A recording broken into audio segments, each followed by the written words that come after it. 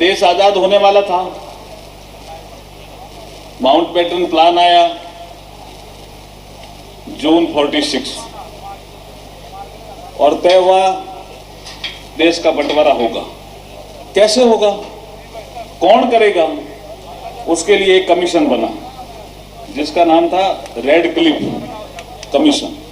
ये कोई वकील था वहां इंग्लैंड में, रेड क्लिफ। उसने एक फॉर्मूला बनाया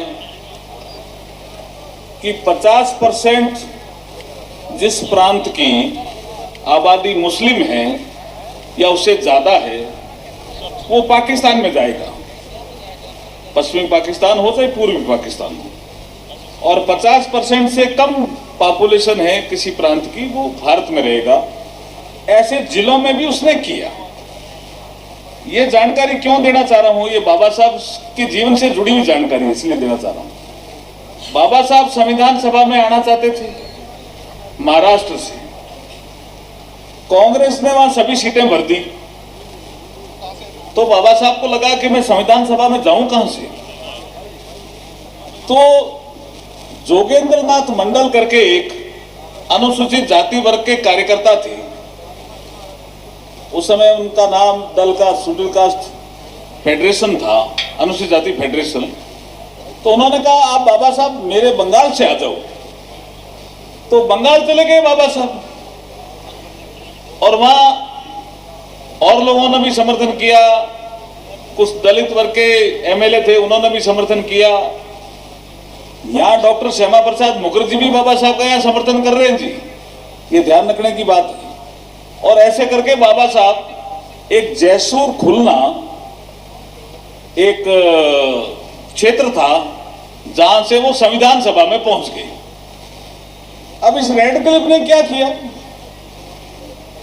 इस रेड क्लिफ ने कहा कि जिससे आप आए हो, अब वो संविधान सभा में आए, पहले आपने देखा होगा 13 दिसंबर 46 को संविधान सभा की पहली बैठक, नेहरू जी का प्रस्ताव, 17 दिसंबर 46 को बाबा साहब को बोलने के लिए राजेंद्र प्रसाद जी ने खड़ा कर दिया, और जो बाबा साहब का शानदार भाषण हुआ उससे संविधान सभा के सभी सदस्य प्रभावित हुए, तालियां बजा करके स्वागत किया कि हम तो इसको अछूत मानते थे, लेकिन ये देश हित में इतना अच्छा बोलते हैं कि हमें इसका स्वागत करना चाहिए। जितनी तालियां पंडित जवाहरलाल नेहरू के भाषण में नहीं बजी, उससे ज्यादा तालियां बाबा साहब डॉक्टर अंबेडकर साहब के भाषण में बजी। ये रिकॉर्ड है संविधान सभा का। लेकिन गड़बड़ कहां करी कांग्रेस ने, देखा है तो बहुत पॉपुलर हो सकता है।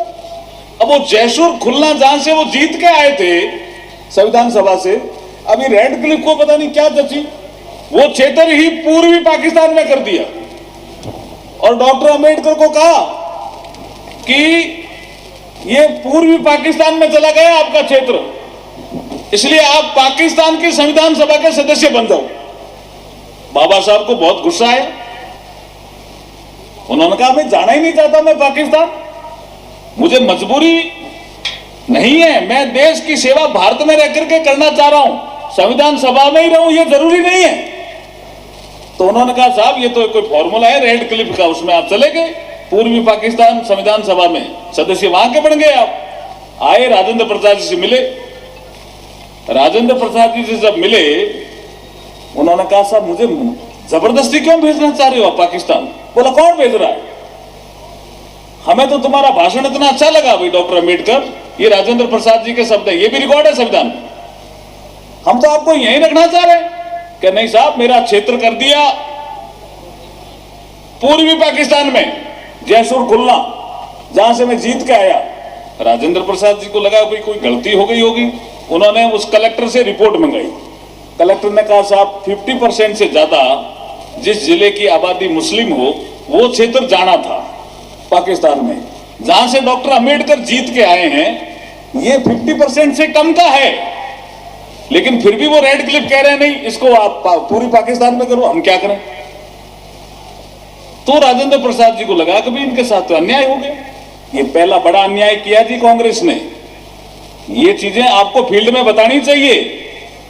अभी कांग्रेस जो बाबा साहब का नाम लेकर के झूठ बोल रही है कि हम बाबा साहब का सम्मान करते हैं, वो बाबा साहब का सम्मान, ना तो बाबा साहब का सम्मान उन्होंने जीते जी किया, ना बाबा साहब का सम्मान मरने के बाद किया कांग्रेस ने। अब जो ये कर रहे हैं वो कांग्रेस की मजबूरी है।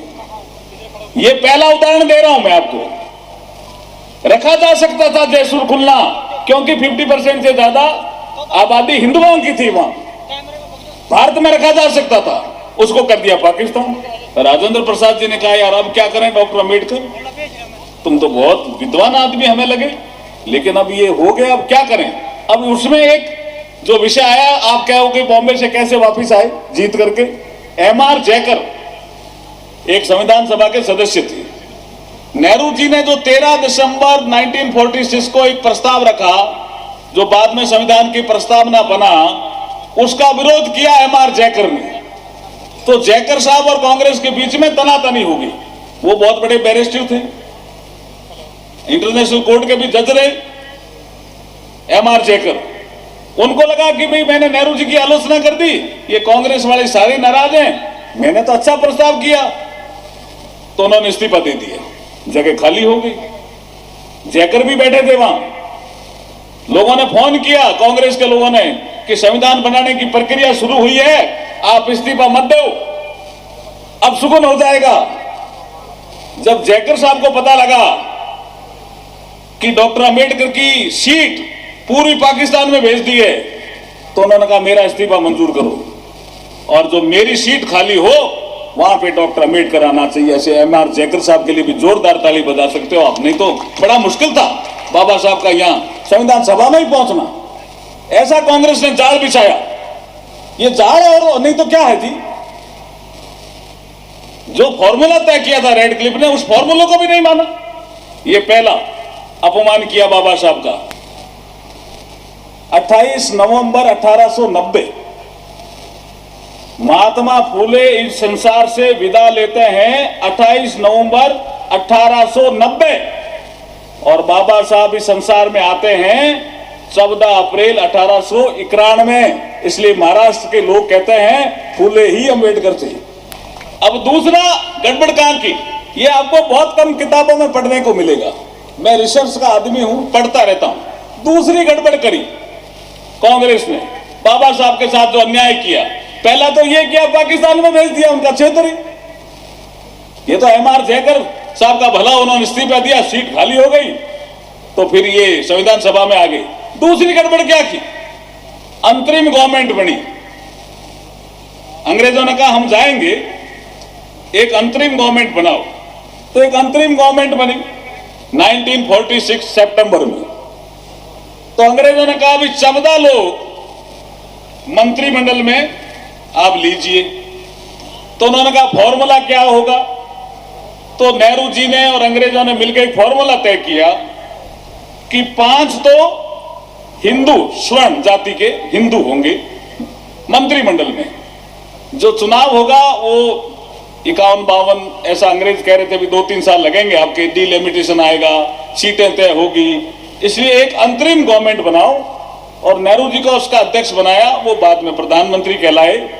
लेकिन मंत्रिमंडल के सदस्य कितने होंगे, तो अंग्रेजों ने और नेहरू जी ने मिलकर तय किए, वो बता रहा हूं इतिहास आपको। 5 हिंदू स्वर्ण होंगे, 5 मुस्लिम होंगे, ये 46 में, देश आजाद 47 में होता है। और 4 लोग कौन कौन होंगे, एक सिख समाज का आदमी इसमें कैबिनेट में होगा, नेहरू जी की कैबिनेट में, एक ईसाई समाज का आदमी नेहरू जी की कैबिनेट में होगा, एक दलित समाज का आदमी नेहरू जी की कैबिनेट में होगा, और एक पारसी समाज का आदमी नेहरू जी की कैबिनेट में होगा। अब यहां एक दलित का कोटा था, इस कोटे में जगजीवन राम जी आ गए। अब यहां कुछ लोग कहते हैं कि नहीं, बाबा साहब जगजीवन राम जी को हटाने के लिए गए होंगे, ब्रिटेन के प्रधानमंत्री से बात की है। सब झूठ है जी। बाबा साहब ने रिटर्न में आर्गुमेंट किया है अंग्रेजों के सामने, और कहा है, क्योंकि तार गए यहां से भारत से, कि भाई अंबेडकर हकदार है कैबिनेट में जाने का, इसको आपने क्यों नहीं लिया, किसने भेजा। अनुसूचित जाति वर्ग के लोगों ने उसमें जो तार देने की क्षमता रखते हैं उन्होंने भेजा। उसमें पंजाब के लोग भी हैं, जलंधर के लोग भी हैं, चेन्नई के लोग भी हैं, महाराष्ट्र के लोग भी हैं, बंगाल के लोग भी हैं। जब इतने तार गए तो अंग्रेज सरकार हिल गई। एटली वहां के प्रधानमंत्री थे, उन्होंने नेहरू जी को फोन किया कि भाई ये क्या विषय है। तो उन्होंने कहा साहब वो डॉक्टर अंबेडकर तो हमारी पार्टी से नहीं है। अब ये कांग्रेस वाले कहते हैं कि नहीं साहब बाबा साहब तो हमारी पार्टी के थे। नेहरू जी कहते हैं कि कांग्रेस में नहीं है साहब वो। तो उन्होंने कहा भाई खाली कांग्रेस का गवर्नमेंट थोड़ी बनानी थी आपको। वो कहते हैं कौन? एटली, ब्रिटेन के प्रधानमंत्री। जब चुनाव हो जाए जो जीते वो बनाओ, लेकिन अभी तो आप राष्ट्रीय सरकार बनाओ। उन्होंने कहा राष्ट्रीय सरकार वो क्या होती है? कि नहीं आपको राष्ट्रीय सरकार बनानी पड़ेगी। तो ये दिसंबर 46 से चला मसला और पहुंचा अगस्त 47 तक, जब तक देश आजाद हो गया। तो उन्होंने कहा भाई ये अंबेडकर के क्या आर्गूमेंट है? तो बोला साहब आप भी सुन लो। तो अंबेडकर साहब ब्रिटेन के प्रधानमंत्री के सामने आर्गूमेंट करते हैं। क्या आर्गूमेंट है? ये अनुसूचित जाति वर्ग के लोगों को ध्यान में रखना चाहिए। उन्होंने कहा आपने 14 का कोटा फिक्स किया, 10 तो मुस्लिम और हिंदू आपने कर दिए, 5 स्वर्ण हिंदू, 5 मुस्लिम, 1 आपने सिख किया, 1 आपने ईसाई किया, 1 आपने दलित किया, 1 आपने पारसी किया। मैं आपसे पूछना चाहता हूं, ये डॉक्टर बी.आर. अंबेडकर साहब का आर्गुमेंट है ब्रिटेन के प्रधानमंत्री के समक्ष। मैं आपसे पूछना चाहता हूं कि हिंदुओं की 5 कैबिनेट में स्थान आपने किया, ओके एग्रीड, लेकिन मुसलमानों की पॉपुलेशन और दलितों की पॉपुलेशन तो बराबर है। आप दलितों के लिए 1 कोटा फिक्स कर रहे हो और मुसलमानों के लिए 5 कोटा फिक्स कर रहे हो। तो इटली को लगा ये तो गड़बड़ हो गया। तो उनका भी पंडित नेहरू ने माना इसको, बोला गलत माना। तो किसी ने एक अंग्रेज अफसर को बैठा हुआ उनके एटली साहब के साथ, इसलिए डॉक्टर अंबेडकर महान है। उन्होंने क्या कहा, सर एक काम करते हैं, क्या ये जगजीवन राम जी का नाम है ना यहाँ, इसकी जगह में आपका नाम लिख देते हैं। तो डॉक्टर अंबेडकर क्या कहते हैं, मैं जगजीवन राम जी को हटा करके और मंत्री बनने के लिए नहीं आया हूं, मैं मंत्री पद का भूखा नहीं हूं,